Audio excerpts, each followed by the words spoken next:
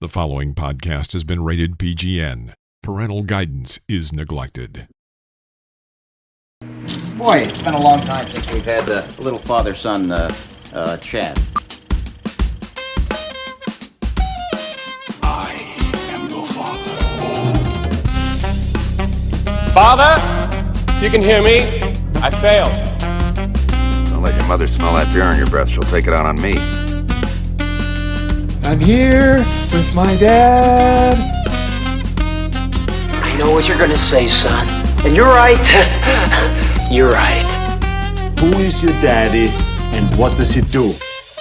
I've abandoned my boy! Hey guys, welcome back to the PGN podcast. Dad, do you want to explain while we're a little late recording today? Is it because of me? Yeah, it's because of you. I'm so sorry. I was out. I thought that people should know that. Oh, I'm sorry. I was out busy making money to pay for your college tuition, but that's good. No, I was more talking about you had some audio issues. What happened with that? I mean, it had to be something extremely technical, probably, and not some kind of small mistake or something like that, right? I had the microphone output plugged into a different thing, so yeah, you did, didn't you? How long did it take? How long did it take me to figure that out? And be honest. Like an hour. Shut probably. up! 5 minutes. Wasn't that bad. Yeah, I'm not technically. No, I'm not technically savvy. But in my defense, you came down here because you're home now for the summer. You came into my studio, aka the basement, and you didn't see the problem either. So suck it, Jackson. I didn't. That's a good point. That is a good point. I didn't notice. Didn't even check. You thought it would be something on your end. So I think I don't know. I just thought that you would have been smart enough to have figured that out by yourself. First, so I thought crossed it off the mental list. I'm actually shocked that we're doing the podcast right now. I had a feeling we were going to have to blow it off today because you didn't get home from work last night until it was almost 3 o'clock in the morning. 3 a.m. I went to bed at 3 a.m. last night. Yeah, because I was working late. I was on closing duty, and Jurassic World showings go pretty late these days, I guess. Yeah, your first I had to your first week. And I will say, working like during a movie that I've also seen has given me a unique perspective on the movie and like who is going to enjoy it. Really? Okay. Well, let's explore this before we get into talking about the dinosaur movie. So you saw Jurassic World Thursday. We're recording this on Saturday, and then you worked last night in your big industry job at the movie theater, and obviously most people were coming to see Jurassic World Dominion. So what do you mean it was an interesting perspective? Because some people would come out and be like, "Oh, I love that!" Like I could hear him talking behind, because I was working I was the ticket scanner. That was my job for like all day. So I would hear people leaving, and they'd be like, "Oh, I love that movie," or like usually it was kids, like people with kids, where they'd be like, "Yeah, it was a fun movie," and then sometimes like people would come out, like people were walking out. You had people walking out. You saw people were like, "I'm." Oh yeah, I had people walking out. I had people come up to me and be like, "That was horrible." Like that was horrible. They would tell you. Do you feel like people would approach you like you were?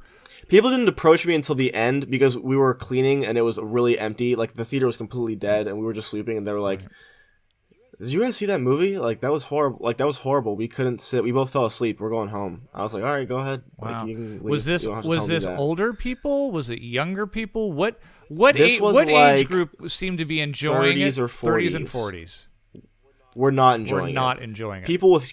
But only if they were by themselves. If they were with kids, they didn't complain. Right. No one said anything. Well, kids, because the kids loved it. You never complain, but kids seem to really enjoy it. Kids did seem to really enjoy it. Yeah. Interesting. Well, I mean, we'll get to our actual thoughts on the new Jurassic World movie called Dominion, which is, I guess, the third and final chapter in this iteration. The final chapter in this iteration of the Jurassic Park franchise. Depending on how much it makes, there'll be a new iteration with the kids. Oh yeah, the kids of the people in this one, or they'll tie it in somehow. And clones and yeah. But how was working in the movie theater overall? Did you have to deal with any? Has there been any like? Oh my god! I had a pretty easy first day because I was just scanning. I mean, the only hard part was cleaning. It was like closing because it was just a lot of cleaning and.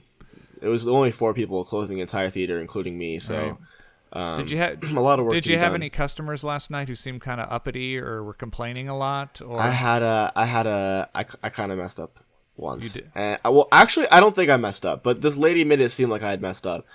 So my job, I scan the tickets, I look at what theater they're in, I go, great, you're going to be in theater blah, blah, blah, it's going to be down that hall on easy. your right. Not rocket science. I direct them, easy. And so I'm doing it, and I'm doing it. And this lady comes up behind me and just taps me on the shoulder. Let's just call her Karen, shall we? Okay, yeah, Karen. And she taps me on the back, and goes, I'm seeing the dinosaur movie.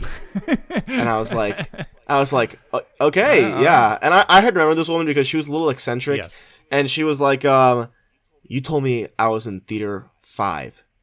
What does my ticket say? And I was like, it says theater 3. And she goes, I just missed the first 15 minutes of my movie. Not okay. And then leaves. Like she said, like not okay, like I was a dog or something. I was like, what is happening? And I looked at the people in front of me and I'm like, what just happened? Because I was in the middle of my working. Like, it wasn't like it was dead. Like, I was scanning tickets. There was a line. Yeah. And I was like, I'm pretty sure I told her the right theater number. They're like, yeah, I'm sorry about that. That was weird. And then I was like, yeah, this is the theater you're going to be in, by the way. Like, and I got it right this time. Right. But she was doing that. And the whole time, I'm looking at the sheets.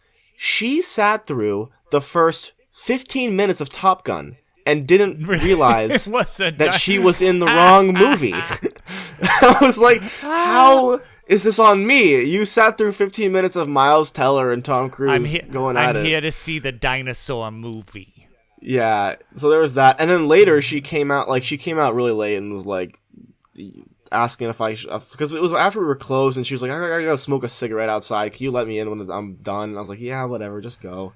She sat through 15 minutes of Tom Cruise landing jets on a because the first 15 minutes of that movie have nothing to do with anything Jurassic Park related. It's literally just Tom Cruise being like, I'm retired now and I'm not doing one last mission. It's like nothing to do with how did that happen? I don't understand. Was there a moment during the film when the title comes on, like she goes, I guess the dinosaur movie is called Maverick? The credits, I don't know, because the credits come up so early in Top. I think the credits roll before the movie does in the Top Gun. Right. It says Top Gun Maverick, and it's got nobody from the original Jurassic World or Park in it. I think if you learned anything from this experience, Jackson, it's that you need to walk people to their seats. Is that a service that you could provide? If there's anything I learned from this job, it's that I should be more demeaning to minimum wage workers and just make their lives as difficult as possible. Yeah. So, well, okay, that's not a bad. I mean, if there's going to be a really bad horror story, I guess there could have been a whole lot worse than that, correct? Yeah. No. Yeah. It definitely couldn't work. First day was not bad. It was just a lot of just ticket scanning. Yeah. And then closing. I don't know if you cleaned my theater. I came and saw the movie last night when Jackson was working. I didn't.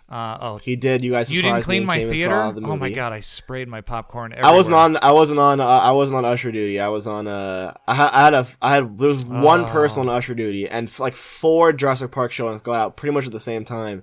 So he was scrambling, running around trying to get it all clean. You mean I spilled all that popcorn for some other kid last night? All that popcorn for some other poor soul. I had actually poured.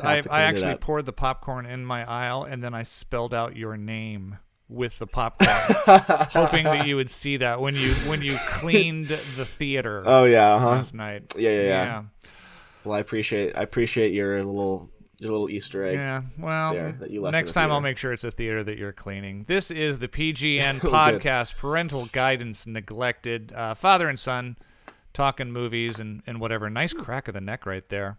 Thank you. That was really good. That was a nice one. A big movie this weekend opened up.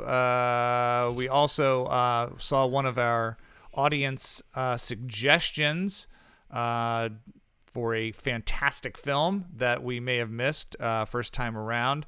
That came from good friends and headshot photographers Theo and Juliet. It's a German film called The Lives of Others. We also have father and son trivia coming up, second installment. Who will come out on top? But I guess we might as well start with the film that opened. I don't know. Do you think was Maverick still selling a lot of tickets last night? Oh yeah. Maverick was still selling tickets last night. That is a steamroller. I have a feeling Jurassic World. Well, I'm sure sold enough tickets. I bet they wish they'd given Maverick another week or two at the box office to kind of cool down a bit because that. Oh yeah, I think so too. It was still pretty packed. But it's the third installment. It's Jurassic World Dominion, following up the two very successful reboot franchises. I don't remember what they were called, Jurassic World and Jurassic World The Quest for Peace. I don't remember what this... It was like the Lost... Lost Kingdom, or I don't know. Lost Kingdom? Lost Kingdom? Something with a kingdom? Fallen Kingdom. I think it was Fallen Kingdom. It was Fallen Kingdom. Yeah, there you go. Well, this is the third one. The big attract on this one is that they brought back the original adults from the first one, Laura Dern and Sam Neill and Jeff Goldblum, who was just a bit of a cock tease in the second one. But much to my surprise, they are what I predicted was going to be maybe just smaller cameos. They pretty much they're throughout the entire film. They were pretty main parts of this, they were splitting screen time with Chris Pratt and Bryce Dallas Howard and the young girl. The story centers around the fact that the dinosaurs have now kind of integrated throughout the entire world. We're learning to live with them on some aspects. And then there's this weird introduction of a new company and something to do with locusts and a chance to maybe cause world hunger. And to clone. And there's also cloning. By the way, the young girl who apparently is a clone of a scientist in a previous Jurassic World. I saw both the films. I don't even remember that storyline. I didn't either. She came up and I was like, who the hell is I don't this? remember her. And they're like, it's a clone of Daisy... whatever her name is. Cloverfield or something. Is that? Yeah, and I was like, I don't remember this. Maybe I slept through the other two, but I was like, I don't recall anything about a clone little girl.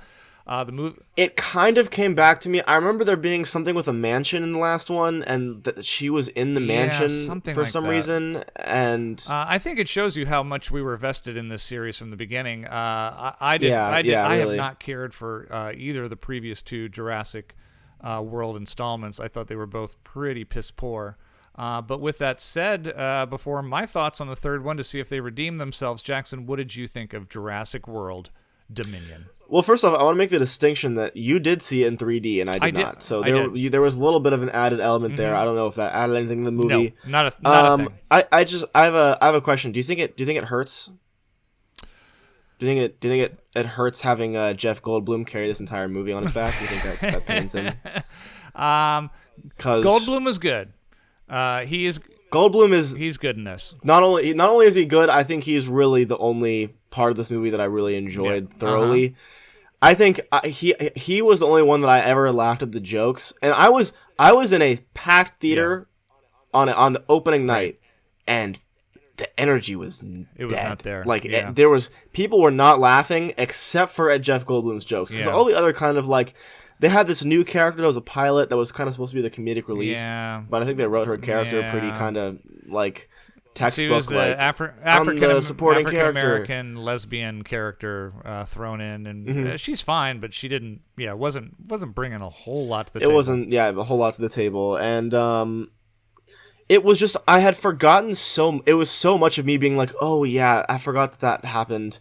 Yeah. And I also felt like the first half of this movie felt like a Mission Impossible movie.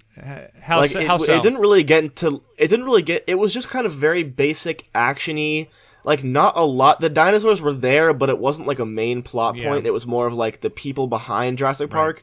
We didn't really get into the the textbook were with dinosaurs stuck in this enclosed space, Jurassic World type world until way later into the movie. And I think it took too long to get there. What's weird is that it kind of teases this is the movie now where dinosaurs inhabit the planet, and we're going to see, and I'm waiting for the shopping mall scenes and things suddenly dinosaurs are in theme parks and places they're not supposed to be.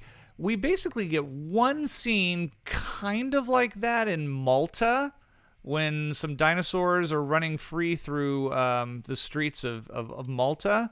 Yeah. But then after that, we pretty much, through a very weird storyline, end up again in a very confined place, very much like Jurassic Park, or Jurassic World, and it all takes place in an enclosed capsule. So instead of like expanding, it's like they didn't trust themselves. We have to take all the main characters, all the dinosaurs, and put them on an island or in a park or in some kind of contained area so that there could be, I guess, there's tension. I guess maybe if you go, there's dinosaurs running through Yosemite, people can just run away and get away. I don't know.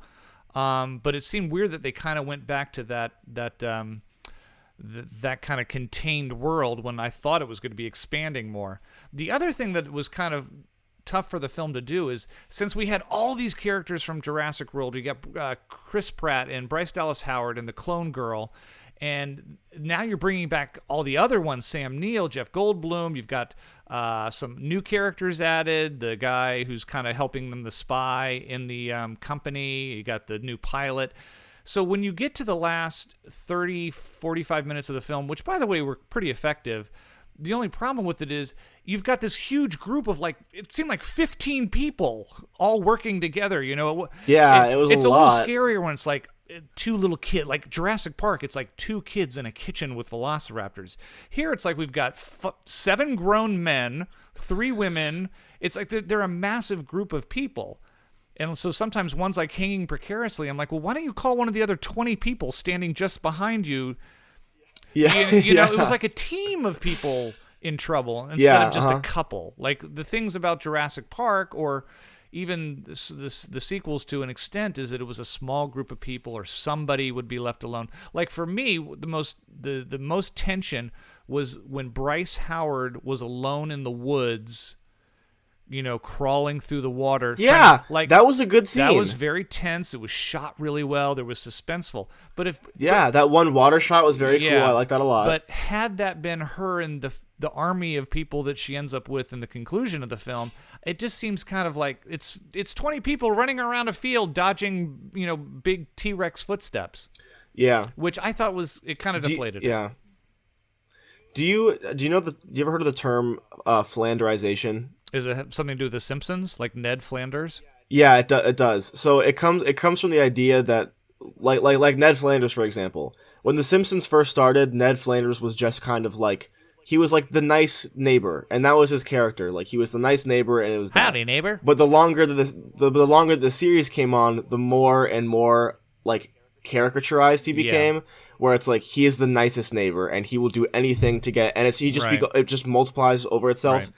That's kind of what this felt like. That's what I kept thinking about this entire time, where I was like, what happened to the original Jurassic Park to where now we're talking about cloning and locusts are on fire. Yeah, the locust story was it was a distraction that didn't work. And I didn't... Oh, yeah, and the scenes with lots of people being attacked by locusts, it was pretty much like just batting away mosquitoes. It wasn't like that. Yeah, I was like, they're acting like they're like... I don't think locusts like sting? Yeah, no, not that I know of. They were acting like they were in pain. And I was like, the worst thing that just happened is landed like, on you. It flapped into you. Like, what, what is that? I mean, I get the part of like the eating the crops, but every time they walked past a locust, it was like they were walking past a dinosaur. I was like, it's just a bug. It's a big bug, which is gross, but it's not going to kill you. What'd you think of Chris Pratt's handwork? There was a lot of holding his and you know what, they did the little. They did the little handoff to the clone daughter, where it was like, oh, she's gonna be doing the hand thing a little bit. And then Sam Neill, Alan Grant did a little hand thing too. And there was there was a lot of hand action. There was a lot of, and that I was happy about. Whoa, girl, easy. Whoa, hey, whoa. Show them respect. Yeah. He's got a T-Rex on each side. He's got his palms up. T-Rex on each side of him. He's like doing. I'm like, they don't care. Yeah, it's a T-Rex. They're gonna chop you in half if they want no you. shot. The movie does a few things slightly successfully. I do like the fact that you get sympathy for some of the dinosaurs. I think it's silly that he kind of tells without giving too much away, he tells one velociraptor that he's going to go rescue that velociraptor's kid, and it's like, I'm pretty sure velociraptors don't speak English. But maybe you guys have a sixth sense that you're talking. Dad, he made a promise. Yeah, they took my kid too. I'll get your kid as well. So there's a little bit of that communication stuff. But I do like some of those scenes when it's the vegetarian dinosaurs, and they're they're kind of sweet. And then look, I guess it's the summer of nostalgia, starting with Top Gun. I mean, there is something great about seeing those three people, at least for my generation, because remember, I have such fond memories of the very first Jurassic Park, that it is great to see the three of them, especially Jeff Goldblum doing what Jeff Goldblum does best, which is that the science. And then you're being. I hope you know this. Everyone, we're gonna get a bigger car. I mean, the car is needed. He's so great. I love him so much. He's constantly doing that finger thing. If you can see me, this is his. He does this with every film where he grabs the finger. Like a little. He does like he grabs his thumb. He's like that whole speech. He's like science has caught up to our world, and just like it's like a watered down Christopher Walken or something. But so I'm not gonna lie, I did get wrapped up a little bit in seeing them on screen again. I do think the film redeems itself a little bit in the second half. The problem is, look, we've seen these dinosaurs now. The big thing about the very first Jurassic Park, as Jackson and you won't know, is that you grew up afterwards. We had not seen anything like that before. Now we have seen all these effects so much that the thrill of seeing a dinosaur is just not as exciting. Yeah, I mean, well, I don't remember being. I mean, I remember watching it for the first time. I don't remember being impressed by the effects, but I do remember being scared. I mean, the first one it's a scary movie, especially if you're watching as a kid. It's like, oh my god, these people are in a park with dangerous like this is insane. And the first movie does that so well. And a lot of it has to do with Spielberg directing the first one, and he did a lot of elements with Jaws, where you got scared before you saw the actual creature. Exactly. It was the footsteps. It was the water vibrating in the glass. So much tension building. Here it's like, oh, I see. I literally can see the three dinosaurs, and they're fighting each other, and I'm like, okay, it looks cool, but I'm not going to be on the edge of my seat wondering, who's going to get away or not.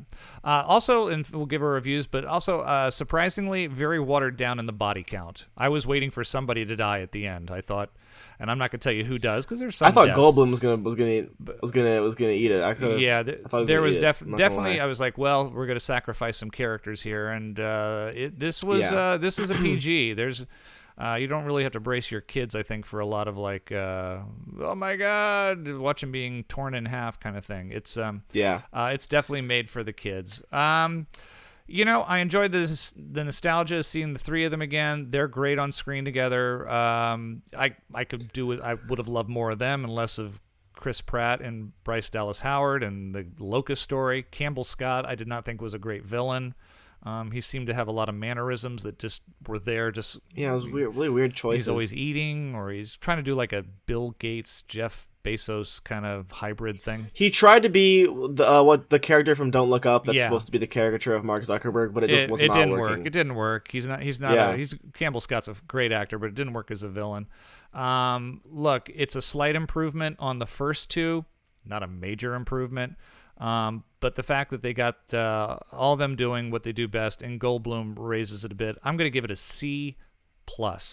So just slightly above average, and nothing to rush to, but it's better than the other two. Yeah, and I'm going to give Jurassic World Domination a 3 out of 10. Was not my boo. Was not my thing. Even a little harder than me. But you know what? I'll give you that. I'm not going to argue with you because, again, I don't think you have quite the touchy-feelies that I do for Laura Dern and Sam Neill and. Yeah, I did like his little voltage joke about the fence. Oh, that was a good so many nod. callbacks to. There's so many callbacks to Jurassic and Park. The Barbasol shaving cream and both of them is saying at the same time, nobody move. I mean, there was a lot of callbacks to the first one, which also for me made it a little bit fun. Jurassic World Dominion, I think it's probably going to do incredibly well this weekend in the box office, but I expect a big fall off. I do as well. As other films are coming down the pipe. It's the PGN podcast. Jackson Burns, my son, and I am Regan Burns. You can follow us on Instagram and Jackson on the TikTok as well. Not to mention you can follow us at the PGN podcast on YouTube and Instagram, and make sure that you subscribe and like and all that fun stuff. Was that a good pitch? I don't know. That was good. That was good. You went through that smooth. That was smooth. good. I didn't have too many uhs and ahs in there. Yeah, no, pretty smooth. Yeah, you know what? Screw that. I'm gonna and ah when I want.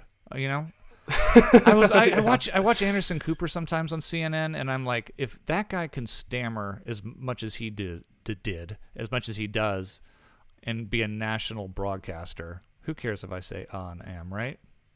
What? Yeah, that's a good point.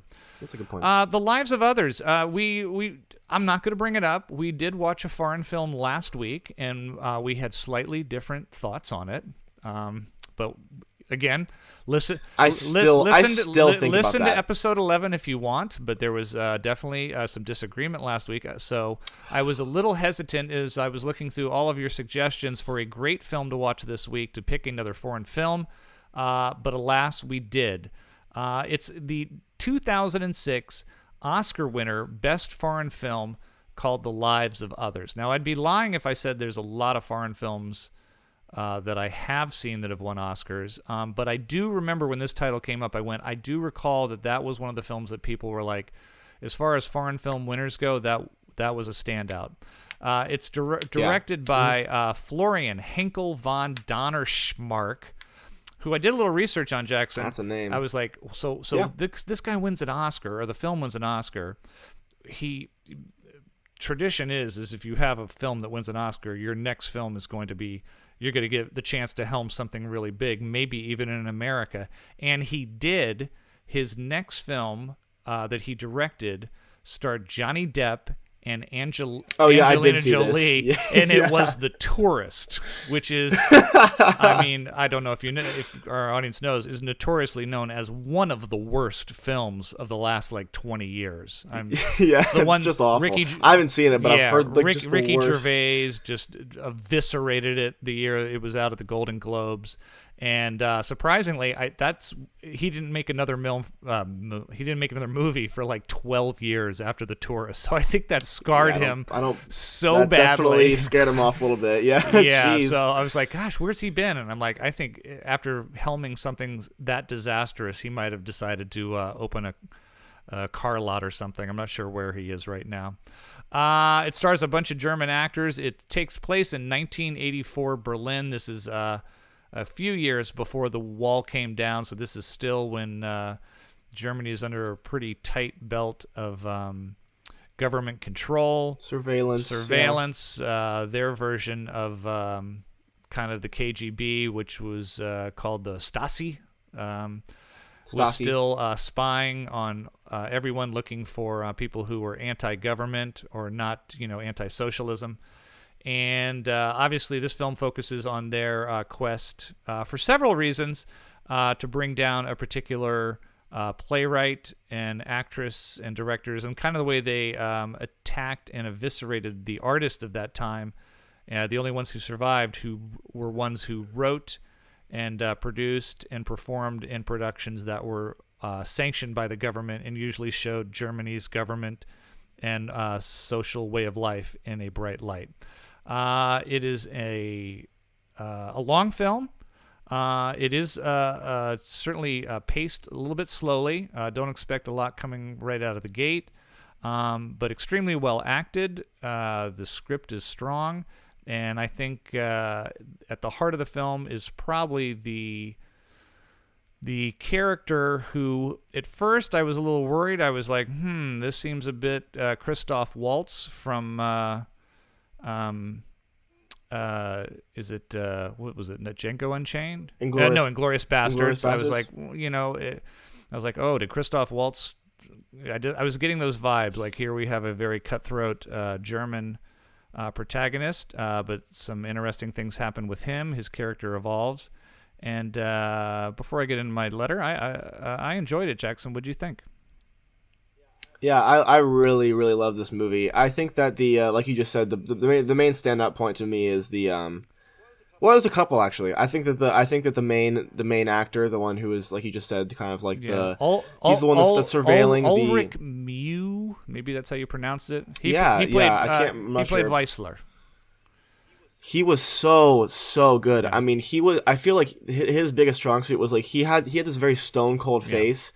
But he was able to do so much just with his facial expressions, where I was like, he could just barely move it, and I would be like, oh my god, like that. You're saying so much with that look. Yeah, he's a higher up in the Stasi, and he's a good bit of the film is him just listening in and spying on this director actress couple, and he kind of falls in love with art through their lives, and kind of discovers that there's more out there for him than just government work. I love the scene where the playwright has just learned about the death of another character, and he's playing the piano, and you can just see Weissler listening in on the piano playing and see that he's being moved by it, in an apartment 2 blocks away, listening on cans like I'm wearing on my head. A lot of acting without dialogue, and I always appreciate that when I can see what's I can see what's going on in an actor, and he doesn't have to say anything. It's like I know what he's feeling. So. Yeah, I was so impressed with the performance that I actually looked up. I was like, who won the Oscar for Best Actor that year? It had to be someone. I was like, there's no way it was someone better, because I really this is a great performance. Well, remember, he would not have been eligible for an Oscar in a foreign film. The only thing that a foreign film can be nominated for back then in the United States was in the category of Best Foreign Film. They didn't have a... so anything in Best Actor would have had to have been a Best Actor in an American film. But with that said, 2006, I would say that was probably Tom Hanks, Philadelphia. That would be Daniel Day-Lewis in There Will Be Blood. Probably one of the best performances of the last decade. I've abandoned my boy! If you listen to our theme song. I drink your milkshake. I slurp it up. Jackson loves that movie. I can't stand it, but there you have it. I don't love it. I think it's good. I think his performance is. I think it's a performance film. It's a performance piece. But what was I just gonna say? Oh yeah. So I really love this movie. I think it ended perfectly. I couldn't have written a better ending for this film. I won't give it away because I really want people to watch this movie. Yeah, the last line's kind of cool. It's kind of a play on words, and it's also really, very cool. Yeah, really great last line. And I think they picked a good spot to wrap it all up. And yeah, I liked this a lot. I had a lot of fun watching it. Well, I was surprised because we all sat down to watch this. It was my whole family, so it was all of us. Yeah, and you were like, just a heads up, there's going to be a lot of sex in the movie. And I was just like, really? There wasn't. And there wasn't. I was like, that was just something that didn't happen. Yeah. Like, sometimes, like, before we watch a film, I'll go and look and, like, and by the way, it's, I think that I have no problem with sex on screen. I like it. In fact, I appreciate it a lot more than I do extreme violence. It's just sometimes I know Enter the Void will disagree, but well, no, fine. Enter the Void was. Do you want to go there? Do we want to go down that road again? No, I had to get that digging. But yeah, no, compared to Enter the Void, it was Bambi as far as the sex goes. But yeah. So never believe what you read on the internet. It's very tame. It's a tame rated R. That would be appropriate, I think, for anyone like 10, 11, 12 up. I don't know if it would hold their interest, but it certainly held mine. I think it's a great film. I don't know if it's going to make any top 100 lists of all time, but it's extremely well done. And I don't want to say extremely well done for a foreign film because the subtitles didn't bother me. It's on its own, no matter what language it's in. On my scale, I'm giving it an A-. The Lives of Others. All right. And on my scale, I'm going to give it a 9 out of 10. Great recommendation. Wow. Love this movie. Yeah. Love this movie. Yeah, Theo and Juliet. Well, see, now that's how it's supposed to be done, right, Jackson? A great film that we didn't see, we somehow missed, that now someone said, hey, did you ever catch this one? So that's how we do it. That's what we're looking for, guys. We're not looking for whatever that was the first week when someone, whatever. That was a... the Great something, or I don't know. The Giant? Yeah. So something really good that we somehow missed. Go to YouTube, go to Instagram, go to TikTok and say, you guys, did you ever see this? If you didn't, check it out. But that was our fantastic film of the month. So now it's time to talk about. Are you ready to research over there, Jamie? Because Yep, I've got my phone out. I'm ready to go. Our suggestion next week is going to be a horrible film. So we asked you guys to also recommend something so bad you can't even believe it got made, and you want to kill us. You want to torture us, just like Clockwork Orange, force our eyes open and make us watch something just wretched. This suggestion that we're picking this month comes from a friend of mine by the name of Holly Baxter. She said her husband forced her to watch this years and years ago, and it scarred her for life. Oh, jeez. And she still, it still haunts her. Okay. The movie is called Street Trash. I don't really know what this is about. I think I looked at a poster, and I think I was getting... Oh, what the hell? I think I was getting cannibal vibes, or... Okay, well, I just saw on Letterboxd it comes with like a screenshot of the movie, and oh no, are we in trouble? This and I do think we can hunt it down. I think you can order it. Do you want the synopsis? Yeah, what are we watching next week? A group of hobos begin melting into multicolored piles of goo after drinking 60-year-old liquor. At the same time, the psychotic Vietnam War vet who rules the hobo camp snaps and begins killing at random. Two brothers set out to stop the liquor and the killing. Jackson, I don't know about you. I'm sold. I am in. I'm in 100. I am in. You had me at psychotic Vietnam War vet, I think. Who directed this piece of gold? This is someone named J. Michael Muro. J. who? J. Michael Muro. He has directed two things. Two, okay. One of them being this film, and the other being a short film also called Street Trash. So it's just he started. This was his. I hope the what? What? Okay, well he's also Uh-huh. The director is also a cinematographer. Okay, so okay. I thought it was Crash, like the Cronenberg one, but it's a different Crash.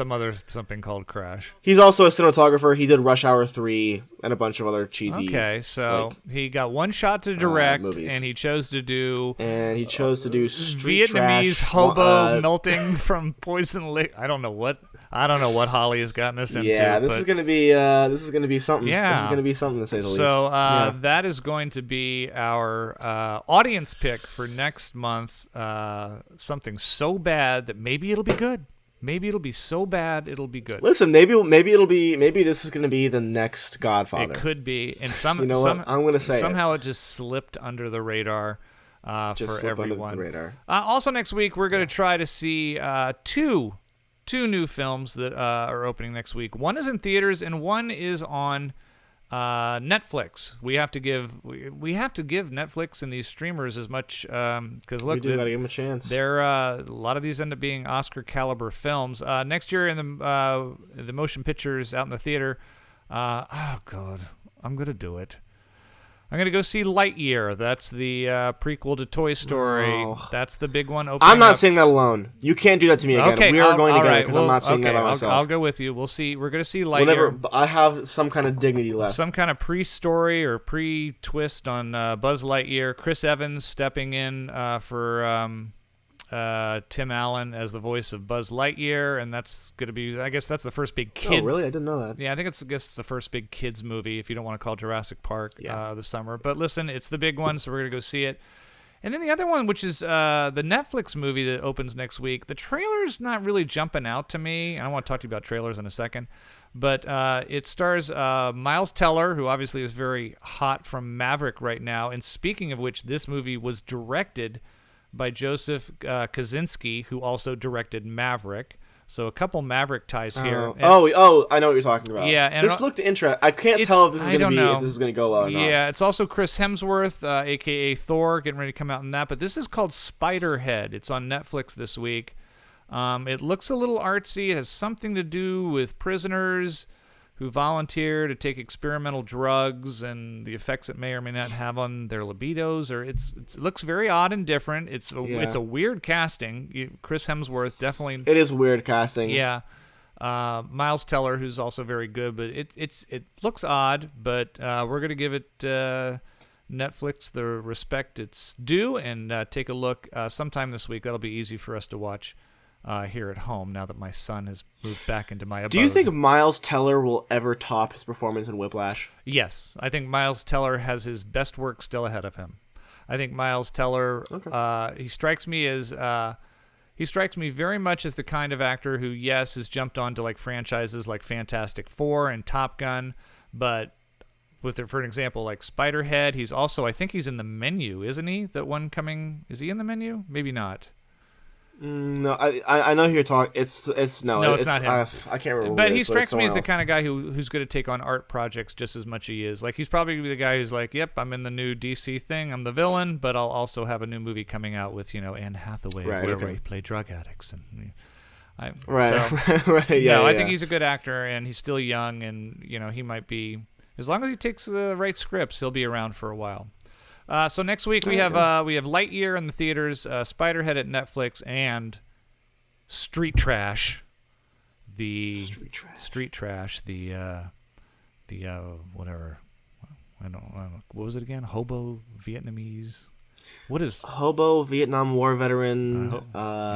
Liquor that turns people into colored goo. All right. Hope you appreciate that. And murderers. Yeah, I guess something like that. Before we get to our trivia, any new trailers this week that you were excited about? You told me you're kind of into that Idris Elba, Tilda Swinton one. I really am excited for that. The 3,000 Years of Longing. Yeah, we saw that. I do think it could go both ways, because I think that I want it to be weird, but I feel like they might just be over-exaggerating a little bit in the trailer. Mm-hmm. I'm not sure. Also, I think whatever music they're working with in the trailer is really good, and I like it a lot, and so I hope they use that in the movie as well. But I'm excited for that. I'm excited just to see what it's like. Everything else looks, except for Nope, I could do without. Except for Bullet Train. There's a couple of good things that I'm looking forward to, but it's a lot of like Lightyear, Thor, Minions, Mission Impossible, Black Adam, which looks horrible. Black Adam with Dwayne "The Rock" Johnson, DC superhero. Yeah, looks like a tank. I can't imagine that's good. The trailer. No way. Is boring. I doubt it's going to do well in the box office too, because DC has just been slowly losing. Also, I don't know the character Black Adam was, except for the Batman. Yeah, I don't know. I don't either. But it looks like not that. Dying? It looks like the classic I'm the anti-hero. Like I'm taking things too far, and it's getting too Yeah. I have two thoughts on trailers this week. Obviously, besides the fact that we saw Black Adam, and I was like, who wants to see this? My other one, two takeaways were I saw the Avatar trailer in 3D, and for some reason I enjoyed it more when I was seeing it was the same trailer. I just saw it in 3D. Yeah. I was like, it actually looks kind of cool in 3D. So I'm not saying I'm excited about the Avatar 2 sequels, but I did think in 3D it looked kind of cool. Whereas before I was underwhelmed. The other thing is, what did you think of the newly released trailer for Nope? They released a second trailer for Nope. I was confused when you said there was a second trailer because I did not see it. Oh, you haven't seen it? Yeah, so there's a new... I haven't seen it. You should go online. There's a new trailer for Nope. It's a longer trailer for the Jordan Peele horror film. They make it very, very clear in the second one that we are talking about aliens. It was a little kind of like what's going on, but now it's pretty clear that it has something to do with extraterrestrials or aliens.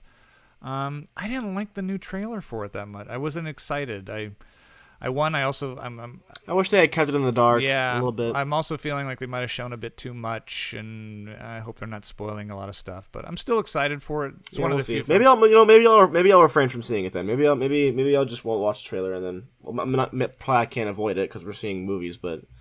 We'll see. Yeah. So there you have it. That's my thoughts on some of the trailers. Anything else this week before we kick your ass in trivia? No. All right. Well, I got nothing for you. I think we're all excited to hear about your continuing escapades in the aisles of the theaters over the weeks to come. Yeah. And your little summer job in the entertainment business as you continue to make some scratch for your study abroad next year. There we go. But you know what? How you could get some money by winning this trivia contest, because you know much is on the line. How much is on the line? $2.24. I just picked that number out of the air, and one of us is going to. I have to win this now. This is it. This is my career right here on the line. One of us is going to transfer $2.24. My well-being. 25 cents. Into another account. It's time for father and son trivia. Last time it was a draw. This is 3 questions.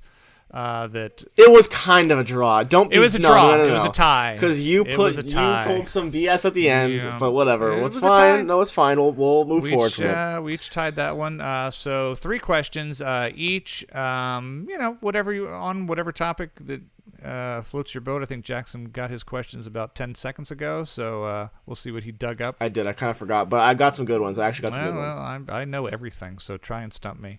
Who goes first? Rock, paper, scissors. Here we go. Ready? And okay. 1, 2, 3. Oh, we both scissors. Here we go. What'd you get? Scissors. Okay. Ready? 1, okay. 2, yep. 3. We're both rock. Oh my God, we're like father son. Okay. Father son. Okay, last one. Here we go. Ridiculous. Ready? Okay. 1, 2, 3. We're both rock again. All right, screw it. Okay, you gotta. We are definitely.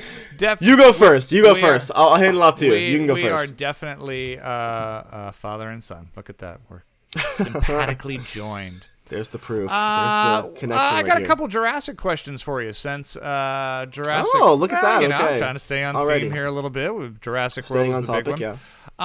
So I got a couple. This is about the original film, though, which of course was the best of all of them. The best. It's not even in the ballpark of being close. Yeah, it's the OG and great film. Yeah. All right, Jackson. Here we go. You may not know this. Sam Neill plays the character of Alan Grant, who comes back in the latest Jurassic World incarnation. But 2 actors passed on that role. They were offered that role. But turned it down. One of them was Harrison Ford, which makes sense. Spielberg would have called Harrison Ford and said, "Want to be in my dinosaur movie," and he passed. Who was the other actor who passed? And I'm going to give you multiple choice because that would be uncool just to say pick an actor out of random. Okay, that would be That would be a pretty big world. So. Who passed after Harrison Ford and before Sam Neill accepted the role? Was it A, Mel Gibson, B, William Hurt, C, Sean Connery, D, Pierce Brosnan? One of those 4 actors passed, declined. I've got to play the casting director now. Yeah. Who would Steven Spielberg have asked after Harrison Ford passed and before Sam Neill? So right off the bat, I'm going to cross off Sean Connery because that feels like not. I just can't picture like his whole thing in that role, like his accent and all that. I don't think it would. There's a dinosaur following us. We have to get off this rock. Yeah, that's what he's gonna say. You come to a dinosaur fight, you bring a knife. Not a gun to a dinosaur fight. All right. Okay, let's see. I'm going to cross off Sean Connery. Okay, that leaves... I am also going to cross off Mel Gibson because I feel like he's I mean, I don't know when this came out in reference to his career, but I feel like he would have been a little young.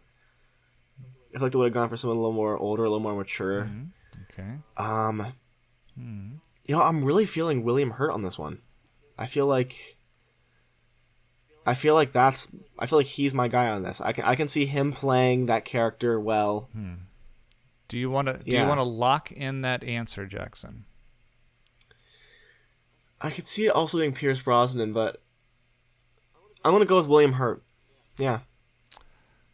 The correct answer is B, William Hurt. You got that one correct. Look at that. Okay. Yes, Mr. Hurt starting off strong. Passed on the dinosaur movie. Interesting. Okay. Yeah. I wonder why. Rest in peace. Did you know if it said? No, it didn't. Didn't say. I imagine because I don't think William Hurt really did any movie like that. I mean, the only franchise he ever did was the Hulk stuff. He played that military guy in Marvel. Yeah, but that was only his big. He wasn't really big into popcorn type movies throughout his career until the Hulk came along. But yeah, you are correct. William Hurt. All right, 1-0, Jackson. Okay. What do you got for me? Okay, Dad. B. William Hurt. So I'm I did not give you options, but I think this is a far easier question because it's not. You have limitations already to it. Okay. All right. So as we know, I have been watching Twin Peaks, and so I'm gonna give you a David Lynch question, but it's also kind of not a David Lynch question. So it's gonna be a little in your wheelhouse. How many precursors are just Dad? give me the damn question. Dad, which David Lynch movie Boy. did George Lucas watch that made him want to ask David Lynch to direct Star Wars Episode 6? Okay, so the obvious answer would be Dune, because he was like, that's a sci-fi movie, and that's the kind of thing George Lucas would watch, and then go, God, if you can make a giant if you can make a movie this boring about science fiction, I can only imagine what you do with my boring Phantom Menace. So obviously, this is Episode 6. So this is Return of the Jedi. This is the okay. Now the finale of the originals. Did Dune come out before? See, now we're on a timeline. I feel like Dune did come out after at least the first episode of Star Wars. I feel like it was in there somewhere. So it could have been in the world of Empire Strikes Back, and then he asked him to do Return. But the other thing is, Dune failed so miserably. Would you really go? But then again, George Lucas might have seen Dune before the box office. He might have seen an advanced screening because he's George Lucas and gone, So the question is it the logical one, or is it something completely off the wall, like after I saw Blue Velvet, I knew you were the man to helm the Ewoks? Yeah. Or Eraserhead, or Mulholland Drive was later. The Elephant Man? I don't know why he would see the Elephant Man. Maybe it's a beautiful film, shot in black and white. I'm going to lock in the logical one and say Dune, because that if it's not that, then it's crazy. So I'm going to lock it in, Dune. Final answer. Dad, the David Lynch film that George Lucas saw that made him say, I want this man to direct the last of the original Star Wars series is Eraserhead. That's just stupid. That's a dumb one. How did that happen? Weird. How did he see that movie and go, I want you to direct my franchise? That's crazy. I knew I should have just picked one of the more obscure ones. I was like, go with something. It's good. It's not going to be the logical one. That's so weird to me, though. What did he see in that movie that screamed Star Wars Episode 6?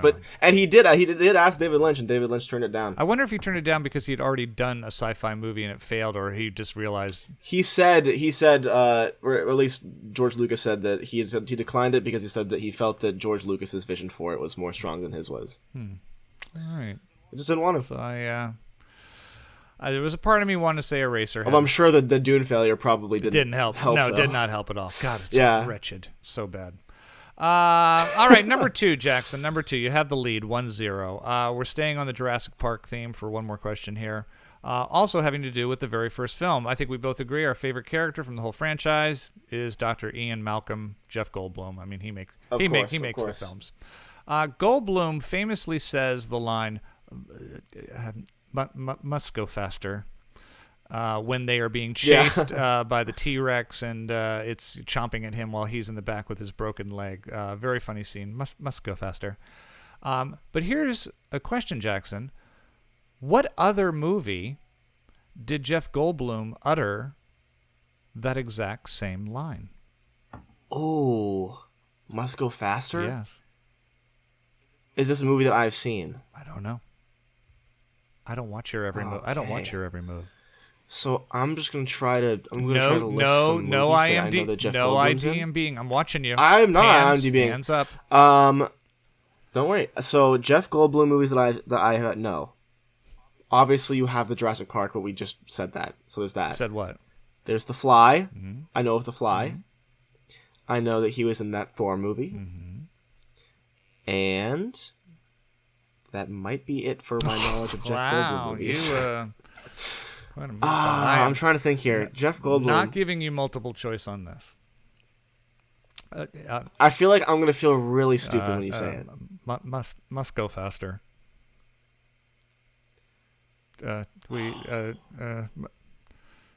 Must go faster. That's such a good line. He's so good. He's so good in that movie. Jeez. Okay. What other movie did he say that exact same line? I feel like I have to say The Fly, because the only other option is Thor, and there's no shot he said it in that, because he played some super weirdo guy. Yes, Jackson, it was the scene when he turned into a fly and was flying through the air, and he said, "Oh, I'm going fast as a fly." I don't know any other Jeff Goldblum movies. I don't know what you want me to say. I don't know anything else off the top of my head. It's either that or Thor. Locking it in? It has to be. I have nothing else. All right. That is incorrect, Jackson.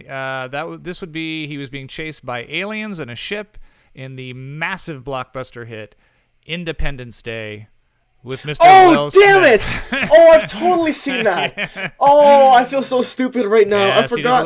Little Jurassic I forgot, Park and everyone callback. always makes fun of that. Everyone always makes fun of that movie because he puts the USB drive into the alien ship. Must go faster. I should have known that. That was stupid. Yeah, sorry. Okay. Yeah. All right. So Man, you still got the lead though. Question number 2, Mr. Burns. What do you got for me? Okay. At the premiere screening of this very famous film, 241 people walked out. And actor Rock Hudson, I don't know if you know who that is. I do. Apparently he's famous. I don't know who that is. Yes, I do. Actor Rock Hudson was famous for saying, quote, "Will someone tell me what the hell this is about?"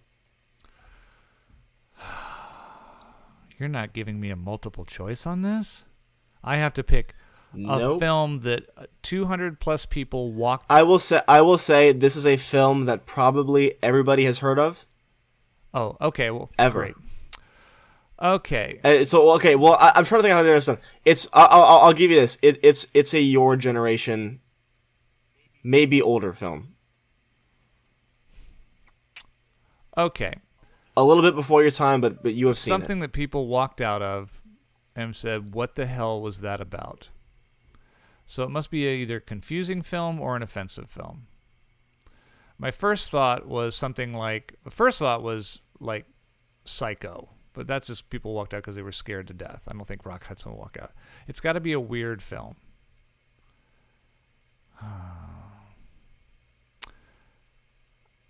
People in my generation, Then there was also there was a period in the 70s where porn was showing in theaters, like Deep Throat actually played in theaters, and celebrities and people would go see that. It is not that. I'll narrow down that because I don't want you to get it. It's not. It's not. What porn. the hell was that? It could be a Kubrick film. Kubrick is odd, like 2001: Space Odyssey, but that was, I could see where a generation would go. They don't know what that's about or what's going on, or you could even go Clockwork Orange on that, because people know what it's about. It's just, what was a confusing, nonsensical film? Sgt. Pepper's Lonely Hearts Club Band? I would have walked out of that. Bee Gees should never be singing the Beatles. I'm going to... Wow, I don't even get a multiple choice. You son of a bitch, you're never getting a multiple choice again. I'm giving you multiple choice in the next one, don't worry. Okay. I'm going to say... I'll say 2001: A Space Odyssey. It is 2001: A Space Odyssey. Shut up. Oh. I'm dead serious. I am amazing. It is 2001: A Space Odyssey. 241 people walked out of the premiere of 2001: A Space Odyssey, including famous actor Rock Hudson. Yeah. Okay. Yeah. Well. And I do not blame them. I don't either. Because I would have probably joined them. That movie is so boring. I love a lot of Kubrick films. Oh, our dog Marianne wants up. Come here. Come here, girl. Come on. She's saying hi. She's coming here and saying hi. There she is. I'll give her a little camera time. She's like, or else she'll start crying. All right. I can't believe I pulled that out. All right. Yeah, that was wild. That's really good for you. Yeah. Look at you. Yeah. I'm impressed, huh? 2001: Space Odyssey. Okay, give me one second. I have to finish. I didn't put a multiple choice for this last one, but I'm realizing that it's too hard. So I have to get one more thing, and then you can give me the next one. All right. So we're tied 1-1. We each have one question left. We are. I'm giving you an easy one at the end. You are? I am. Okay. Well, I'm giving you multiple choice, so it's gonna be I'm gonna give you an easy one just because I wanted. It's one of those simple questions that you're either gonna go, oh, exactly that, or you're going to completely mind blank on it.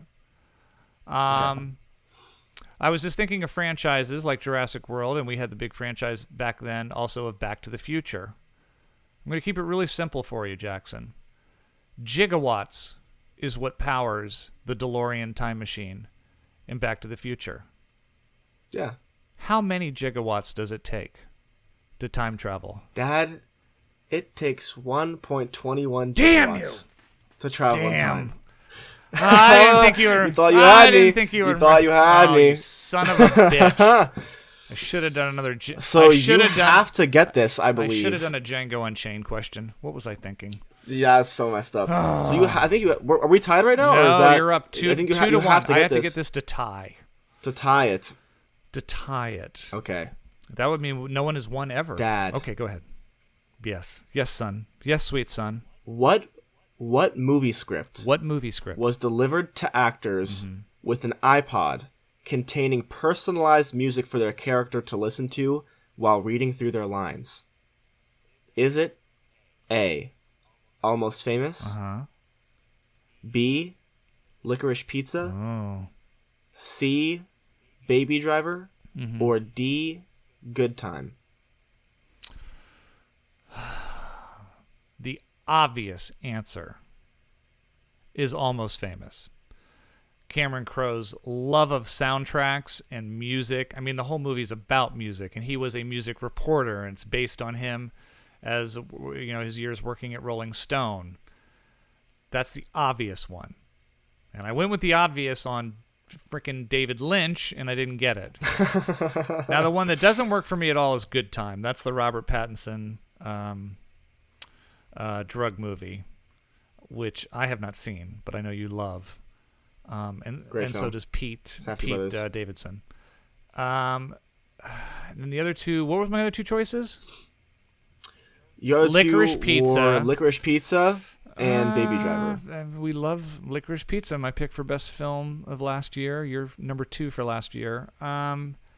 Baby Driver, I don't know. I don't think Ansel, what's his name, and Spacey and John Hamm. I don't know if Edgar Wright was like, here, you got to listen. Although the soundtrack, I mean, did he deliver it to the entire cast or to the lead? What was the question again?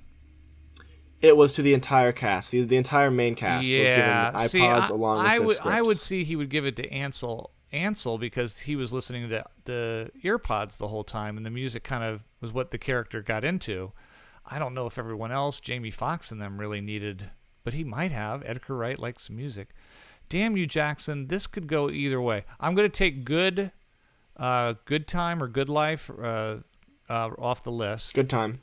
I'm going to take Almost Famous off the list because it's too obvious, and I'm not going with the obvious. So it's down to Baby Driver. Did Edgar Wright do that? Or Licorice Pizza? I could see you doing a Licorice Pizza question because we both love that film, and it's recent. But I'm going with Baby Driver, Edgar Wright. We tied again. Good job, Jackson. Lock it in. Baby Driver. If it's Almost Famous, I'm going to hit you in the face. First of all, I would like to say that at the time that Almost Famous came out, the iPod had not been invented yet, so I'm very glad that you did not pick that. Good.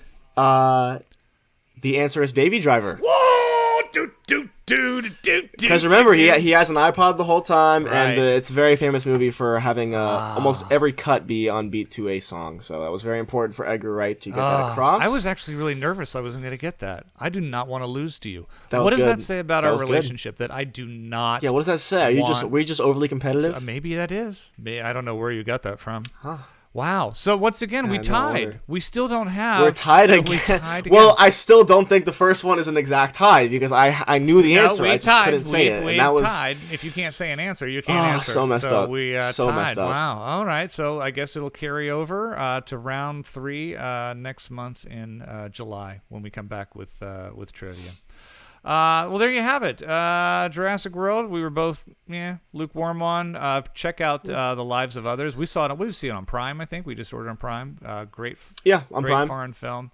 And back next week with 3 new films. One on Netflix. One in the theaters. Lightyear. And Street Trash. All right. So excited for that. When do you work again? Next week? You got a few days off? Thursday. All right. Thursday. I got a big break. All right. Well, are you ready to go hit the gym? Let's go hit the gym. Let's go hit the gym. Let's go hit the gym. Let's go get swole, Jackson. Do a little lifting. Yeah, no, I'm down for that. Because that's what we do at the PGN podcast. If we're not watching, that's what we do here at the PGN podcast, folks. If we're not watching movies, we're getting swole. We're getting swole at the gym. Yeah, that's not really our speed. That's not. All right. Check us out. YouTube, TikTok, and Instagram. The PGN podcast, Parental Guidance Neglected. I'm Regan Burns. Who are you? I'm Jackson Burns. I love you, buddy. Love you too. Look at that delay of not saying I love you back. Don't you even edit it here.